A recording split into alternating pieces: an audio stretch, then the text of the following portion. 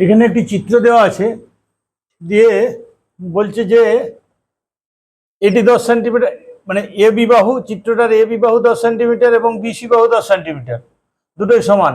আবার দুটো কোণও সমান, এখানে 45 ডিগ্রি কোণ, এখানেও 45 ডিগ্রি কোণ। কোণ এ, কোণ বি এ সি, আর কোণ হচ্ছে এ সি বি, এই দুটো 45 ডিগ্রি করে। আবার এই যে কোণ এ বি সি, কোণ এ বি সিটা হচ্ছে 90 ডিগ্রি। তাহলে এবার প্রশ্ন করছে যে এই চিত্রটি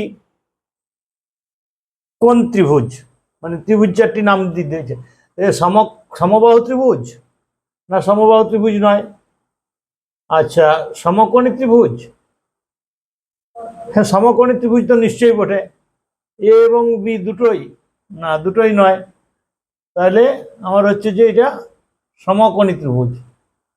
এখন এটা যদি এইরকম থাকতো, যে এখানটায় যদি আবার লেখা থাকতো যে সমদ্বিবাহু ত্রিভুজ, সমদ্বিবাহু